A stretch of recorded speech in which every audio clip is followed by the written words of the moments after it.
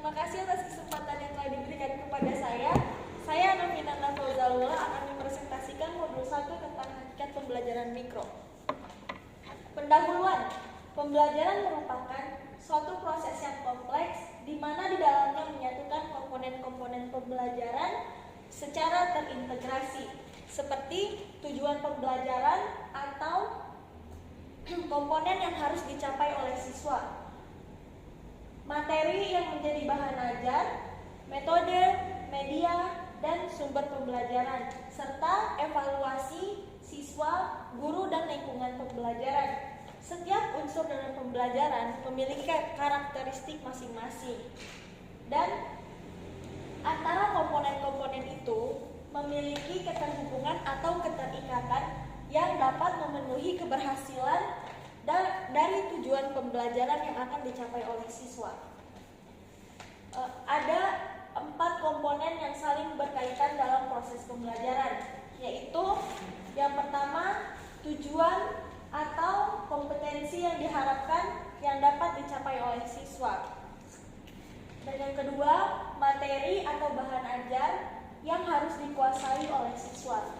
Yang ketiga, metode atau cara dalam proses pembelajaran agar siswa dapat mencapai tujuan yang diharapkan. Yang keempat, ada evaluasi sebagai alat untuk mengetahui atau mengukur tingkat pemahaman dan keberhasilan siswa dalam proses pembelajaran itu. Next.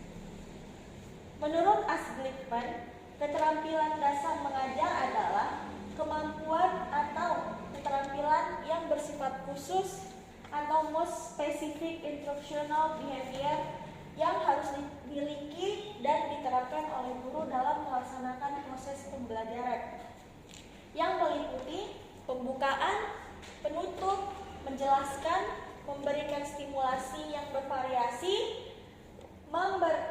menentukan akan menggunakan metode yang mana dan media yang tepat, mengelola lingkungan, bertanya, memberikan balikan dan penguatan.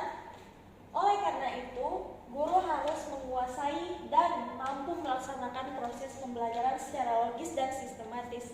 Nah, keterampilan belajar itu tentunya tidak didapatkan secara cuma-cuma atau secara instan. Tetapi kita sebagai calon seorang guru akan sebelum terjun langsung ke dunia pendidikan, kita akan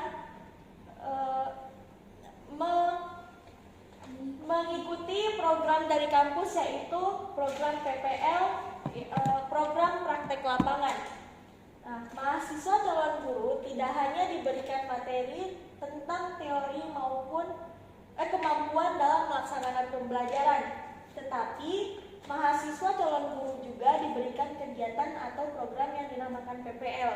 Nah, program PPL ini menjadi suatu proses atau pelatihan untuk calon seorang guru dalam mengetahui bagaimana cara atau bagaimana untuk melakukan suatu proses pembelajaran yang baik. Pengertian pembelajaran mikro. Pembelajaran mikro merupakan pengertian pembelajaran mikro. Pembelajaran mikro merupakan suatu proses pembelajaran atau pelatihan yang diperuntukkan oleh seorang calon guru maupun yang telah menjadi guru dalam mempersiapkan atau meningkatkan kemampuan dalam mengajar. Nah, seperti yang saya katakan tadi, bahwa kita menjadi seorang guru itu kemampuan itu tidak didapatkan secara instan atau secara turun-temurun, melainkan melalui suatu proses.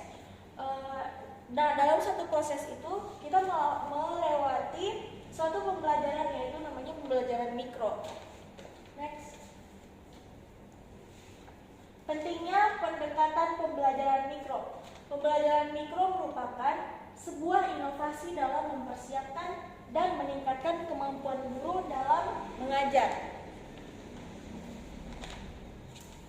Ini salah satu pentingnya pembelajaran mikro dalam dunia pendidikan, apalagi kita sebagai mahasiswa calon guru dan untuk guru-guru yang telah terjun langsung ke dunia pendidikan.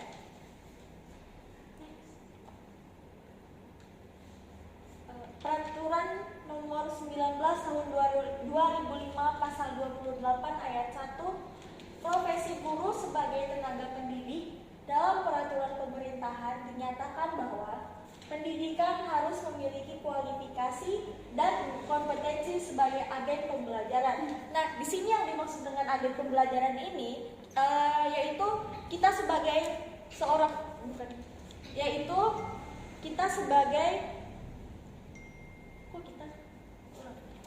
Nah, di sini yang menjadi agen pembelajaran itu adalah seorang guru, di mana seorang guru itu harus memiliki kualifikasi dan kompetensi dalam melaksanakan tugas mereka atau profesi mereka.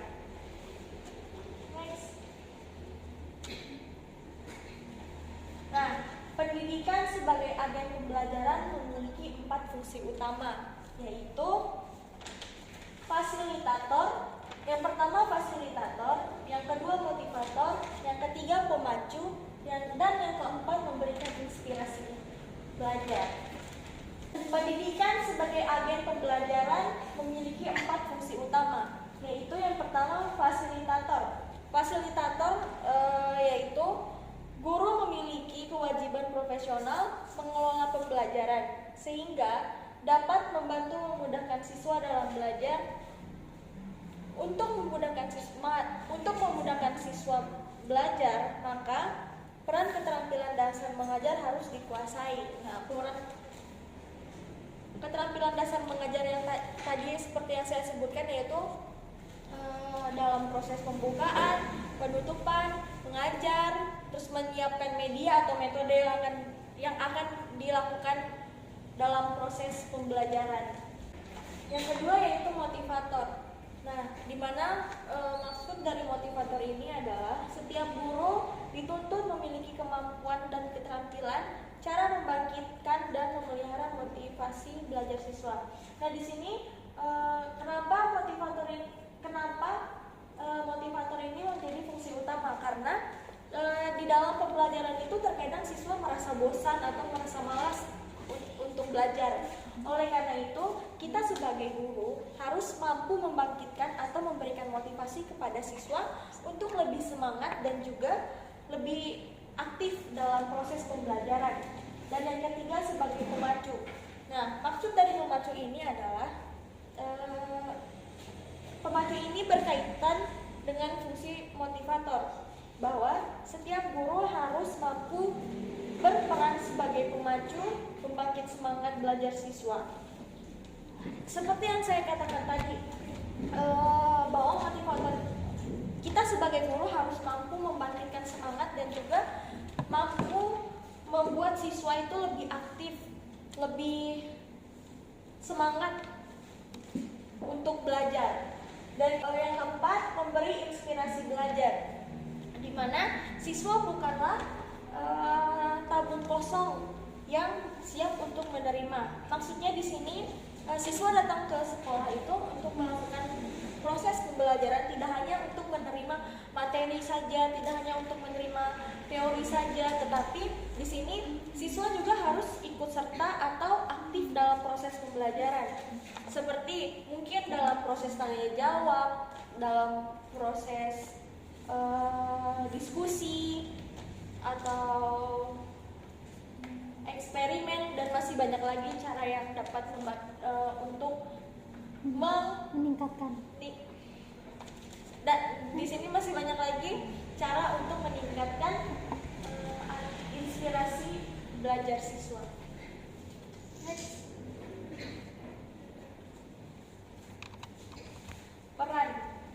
Peran pembelajaran mikro sangat strategis dalam mempersiapkan dan membina kemampuan guru sesuai dengan tuntutan profesional.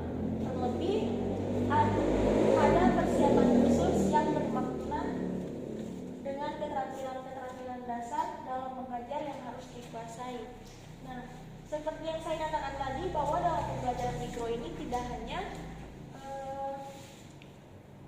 tidak hanya diberikan sebuah teori saja, tetapi juga diberikan praktek atau pelatihan kepada calon guru. Bukan hanya calon guru, tetapi kepada guru yang telah menempuh yang menjadi tetapi juga kepada guru yang telah menduduki jabatan sebagai profesi guru. Next. Yang pertama, alasan pengembangan ilmu pengetahuan atau pengetahuan keguruan khususnya dan pendidikan secara lebih luas. Ilmu pengetahuan dan teknologi termasuk seni selalu berkembang, yang tentunya hal ini berpengaruh pada tuntutan perkembangan dan perubahan terhadap berbagai profesi. Pembelajaran mikro dapat menjadi alternatif yang tepat untuk menguji teori atau konsep baru. Sehingga percobaan yang diterapkan melalui pembelajaran mikro akan menghasilkan konsep, teori atau pengetahuan baru, pembelajaran pada khususnya dan pendidikan secara luas. Maksudnya di sini teknologi, pengetahuan dan seni setiap hari itu terus berkembang. Jadi di sini juga yang kita sebagai calon guru juga harus ikut berkembang juga agar dapat agar kita sebagai calon seorang guru juga dapat setara atau sejajar dengan perkembangan yang terjadi pada ilmu pengetahuan, teknologi, dan seni. Next. Yang kedua, alasan pembinaan kemampuan praktik. Ada pernyataan klasik yang dapat menjadi renungan, yaitu tidak ada praktik yang baik tanpa didasari oleh teori yang mapan.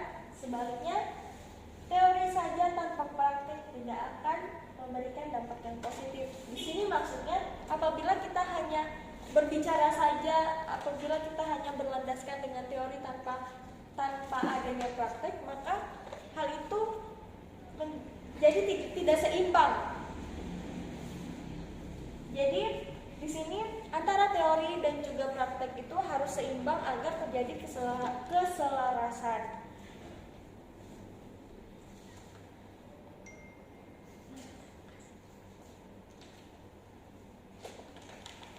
Alasan lainnya, yang pertama, pembelajaran mikro telah dirancang untuk memberikan kesempatan bagi para calon maupun guru untuk menemukan dan meningkatkan keterampilan bermaknaan dengan tugas profesinya.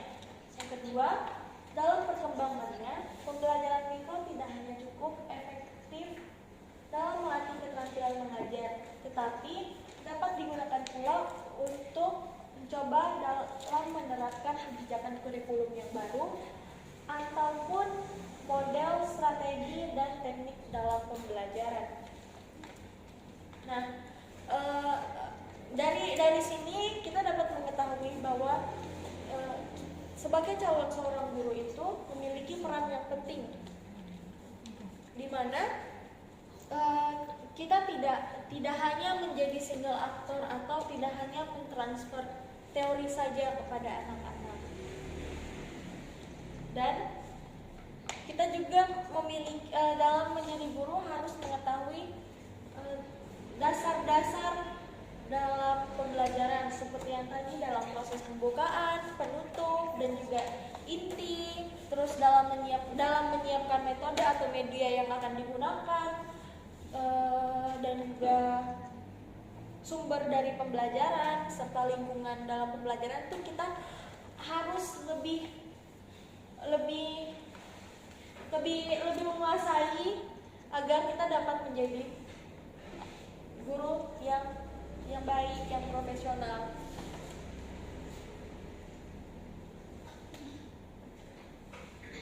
Baik, sekian dari saya. Terima kasih. kasih.